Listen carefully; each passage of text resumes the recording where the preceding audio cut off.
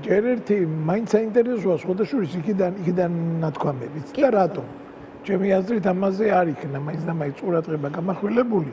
იმიტომ რომ ის მოთხოვნები რა მოთხოვნებს ეხა მე არ გულისხმობ აი ევროპარლამენტის ბოლო განცხადება სადაც ესე პირდაპირაა ნათქვამი რომ უბრალოდ არ ცნობთ ამ ხელისუფლებას სანამ წესიერ საპარლამენტო არჩევნებს არ ჩაატარებენო. ეს ასე ითქვა ეხა ეს მაგრამ ეს ევროპარლამენტია და სადაც უფრო სარეკომენდაციო ხასიათი აქვს მას ასე ვთქვათ პოზიციას და თვითონ ევროკომისიის და ევროკავშირის აღმასრულებელი ორგანოს მიერ გამოგზავნილი აი ეს მოთხოვნები რაც არის რომლის შესრულებაც ჭირდება ასე ვთქვათ იმას რომ ვიზა ლიბერალიზაცია იქნა შენარჩუნებული ეს ჩემი აზრით არის ძალიან აი ესე როგორ ვითხათ ძალიან კომპრომისული პრაქტიკულად არაფერს არ თხოვენ ორადორი მოთხოვნაა იქა რომელიც თან ძალიან ძველია ეს მოთხოვნები ერთი არის იმ რუსული კანონის ანუ იმ აგენტებზე კანონის გაუქმება ან მოდიფიკაცია შეცვლა გაუქმება პრინციპში და მეორეა ეს კანონის რომელიც რაღაც დაარქვეს რაღაც ბავშვთა და რაღაცა ოჯახური ღირებულებების კანონი და სინამდვილეში არის სრულიად სასწაული დისკრიმინაციის კანონი პრაქტიკულად სადაც ადამიანებს აი ჩინეთში რო დაშვებულია და ირანში სქესის შეცვლა ამ კანონით არის აკრძალული ანუ ჩინელებს და ჩინეთის ტოტალიტარულ ჩინეთია ლაპარაკი და ირანზე სადაც ჰომოსექსუალობისთვის სიკვდილიჯია ხალხს იქაც არ არის საკრძალვების რაც ამათ ჩადეს ახლა ნუ ცხადია რომ ეს კანონი ახლა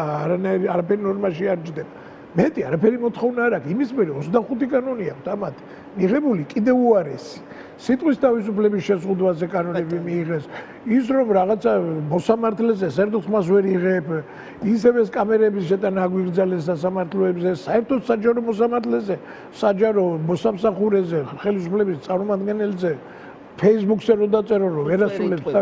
ვერ არის პლატიჭუაზე შტერია სულელია რაღაც ეგეთი გიჩვლებენ სასამართლოში და ციხეში გსვამენ ხალხ ციხეშია ამის გამო ანუ პრაქტიკულად არაფერს არ თხოვენ ამათ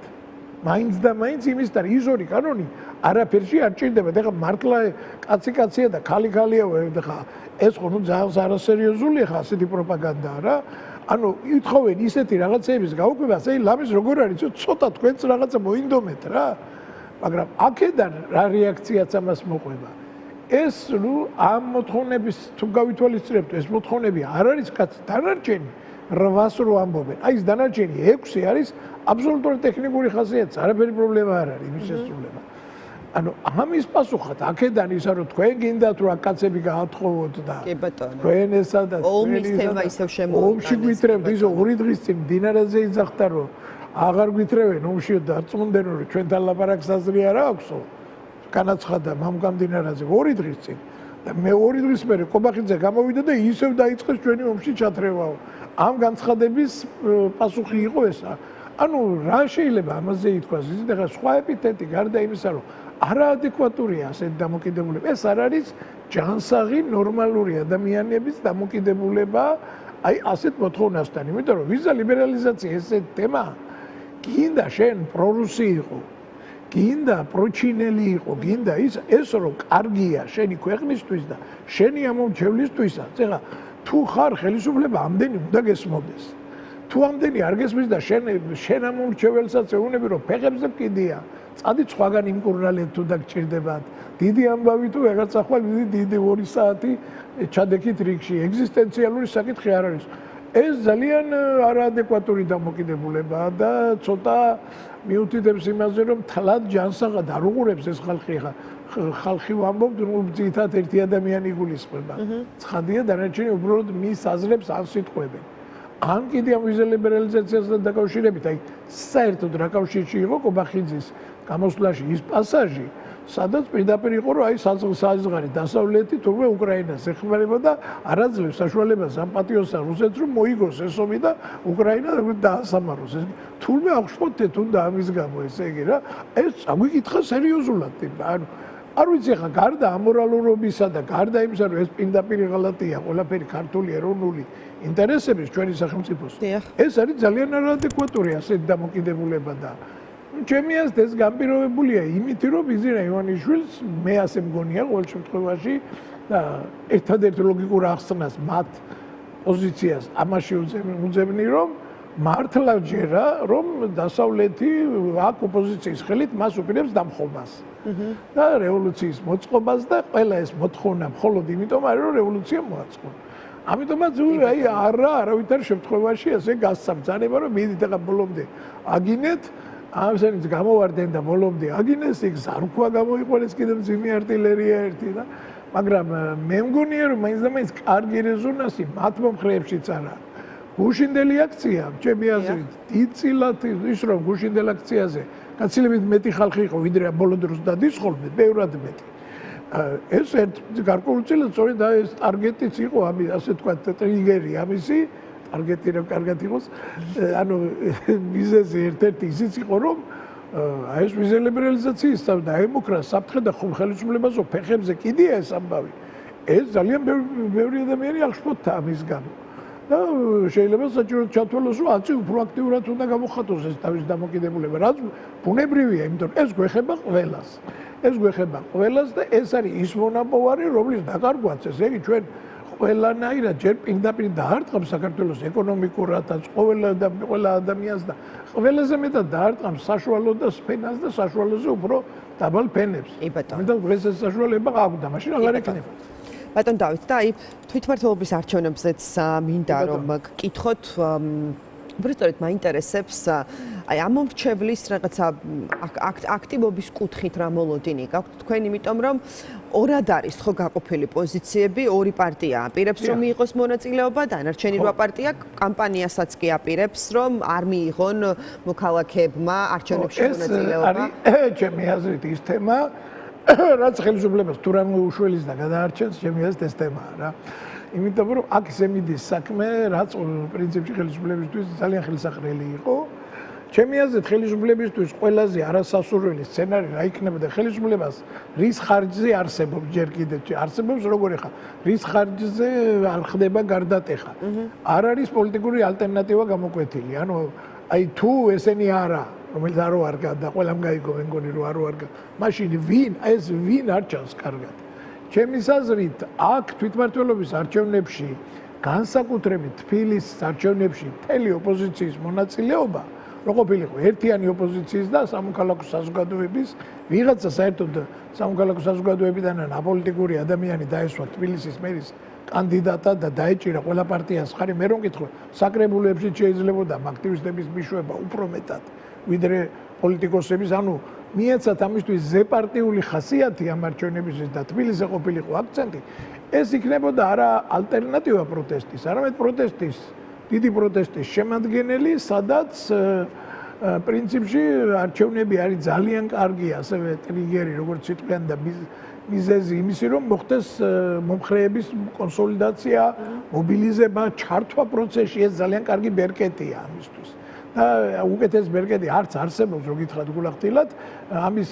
ასეთივე ერთი მეორე რის გამოც ხდება მასობრივად ადამიანების ჩართვა რაღაც პროტესტში შეიძლება იყოს ხელისუფლების რაღაცა კრეტინული საქციელი განსაკუთრებით სიგიჟე რაღაცა რამაც გამოაგდოს ხალხ ქუჩაში და აიწულოს რაღაც რევოლუციური ქმედებები ამაზე უარი ეს ერთიანობის შემთხვევაში იყო იმიტომ რომ თუ ერთიანობა ირღვევა ბუნებრივია ამ შემთხვევაში ხელისუფლება იღებს უპირატესობას ერთიანობის შემთხვევაში ხელისუფლებას თბილისი ძალიან სერიოზული პრობლემები ჰქონდა, მოდი ასე ვთქვა და მას დაჭირდებოდა ან გაყალბების აბსოლუტურად უმაგალითო მასშტაბები, უფრო მეტი ვიდრე ეს იყო 2024-ში და მე ძნელად წარმომიდგენია იმაზე მეტი რა უნდა გაეკეთებინათ, აი საერთოდ არ უნდა ჩაატარონ მართლა არჩევნები და უბრალოდ უნდა გავიდეს ის ცესკოს თავმჯდომარე ვინც არის და დაწეროს რაღაც ციფრები და გითხრას რომ ეს არის რაც შეუძლებელი მგონია მაინც ჯერჯერობით მაინც თუმცა საომავლოდ შეიძლება ეს არც იყოს უკვე შეუძლებელი მაგრამ ეს არ გამოვიდა ახლა მეორე მხრივ ბოიკოტის კამპანია ის რომ ყველანი ბოიკოტში ჩაერთონ ეს მე თავისთავად პრინციპულად არასწორი მგონია და იმიტომ რომ ჯერ თავისთავად არაფერს არ გაძლევს შენ თუ აკეთებ საპროტესტო კამპანიას ამისთვის არ გჭირდება არაფერს არ გაძლევს შენ ის რომ ბოიკოტი საპარლამენტო არჩევნებში არ მონაწილეობ. ამას უკავშირებდნენ ლეგიტიმაციის საკითხებს, თუმცა ახლა ცოტა ღიმილის მონგრელია ხა იმაზე ფიქრი რომ თქვათ, როდესაც ევროპარლამენტს გამოცხადებული აქვს რომ არ ცნობს ხელისუფლებას, უცებ ახლა ახახაზარაძემ თუ მიიღო მონაწილეობა, მოდი ახლა ვცნობო თქვას. ნუ ახლა ეს არ მოხდება ცხადია და რო იტყვიან ევროპის მხრიდან ეს ხელისუფლება მკვდარია იმათ ხელიდან უკვე. ამ დღეს ხელისუფლება სანამ ამ კურსს არ შეცვლის, მანამდე მას არ დაელაპარაკებია. დაახლოებით იგივე მოხდება ამერიკის შეერთებულ შტატებში. პრობლემა აქ არის ეს ურთიერთდაპირისპირება ოპოზიციურ ძალებში. სხვადასხვა ის რომ ორმა მიიღოს მონაწილეობა და ვიღაცებმა არ მიიღონ და თავის კამპანია გააგრძელონ, ამაშიც ახლა ვერ ხედავდი მე დიდ პრობლემას, ვერ დავინახავდი დიდ პრობლემას, რო არ იყოს ეს რაღაცა ცდელობა ერთი განსაკუთრებით ბოიკოტისტი პარტიების მხრიდან, რომ აი ისინი მოსპონ. ეს ურთიერთდაპირისპირება ყველა ვარიანტში ითამაშებს ხელისუფლების სასარგებლოდ და რა სიტუაცია იქნება თან არჩევნები ოქტომბერში გვაქვს ჩვენ ხო? არჩევნები არის ოქტომბერში და სექტემბერში უკვე შეიძლება ვიზა ლიბერალიზაციის საკითხი გადაწყდეს. თუ ჩვენ ვიზა ლიბერალიზაცია შეგვიწყდება, ეს იქნება იქხელა საპროტესტო ტალღას გამოიწვევს, შეიძლება არჩევნები აღარც გაახსენდეს არავის. და სულ არ კონდეს მე მნიშვნელობა იქ ვინ მონაწილეობს, ვინ არა. მაგრამ ამ მომენტისთვის მნიშვნელოვანია, რომ ამ ხალხს იგივე პოლიტიკურ ძალებსაც, ამ მომრჩევლებსაც ეხლა ზოგიერთ პოლიტიკოსი გვარს არ დავასახელებ და პოლონების თავმჯდომარეო ისე გამომდის, მაგრამ